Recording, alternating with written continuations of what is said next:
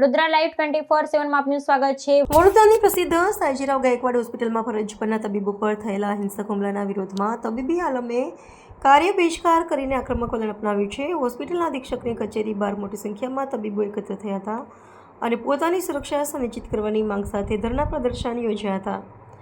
હડતાલને કારણે હોસ્પિટલની ઇમરજન્સી સેવાઓ સિવાયની કામગીરી પર વ્યાપક અસર જોવા મળી છે, જેને પગલે સમગ્ર મામલો હવે રાજ્ય સરકાર સુધી પહોંચ્યો છે।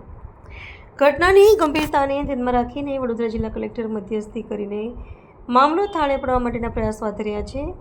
કલેક્ટરે તબીબો સાથેની બેઠક બાદ સ્પષ્ટપણે જણાવ્યું હતું કે જીવના જોખમે સેવા આપતા તબીબો પરના હુમલા સહેજ પણ ચલાવી લેવાય નહીં અને હોસ્પિટલના પ્રાંગણમાં તેઓ નિર્ભયપણે કાર્ય કરી શકે તેવું વાતાવરણ ઊભું કરતું વહીવટી તંત્રની પ્રાથમિકતા છે।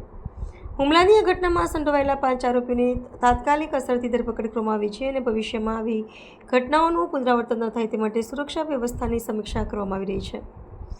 વહીવટીતંત્ર દ્વારા સમગ્ર વિવાદની તટસ્થ તપાસ માટે એક ઉચ્ચસ્તરીય સમિતિની રચના કરવામાં આવવાની જાહેરાત કરવામાં આવી છે। આ સમિતિ હોસ્પિટલની સુરક્ષા ખામીઓ અને હુમલાના કારણોની તપાસ કરીને ટૂંક સમયમાં પોતાનો અહેવાલ રજૂ કરશે। બીજી તરફ તબીબોએ માંગણી કરી છે કે હોસ્પિટલમાં કાયમી ધોરણે સશસ્ત્ર સુરક્ષા જવાનોની તૈનાતી કરવામાં આવે અને તબીબો સામે હિંસા આચરનારા તત્વો વિરુદ્ધ કડક કાયદાકીય પગલાં ભરવામાં આવે। હાલમાં જિલ્લા કલેક્ટરની ખાતરી બાદ તબીબો હડતાળ સમેટવા અંગે વિચારણા કરી રહ્યા છે।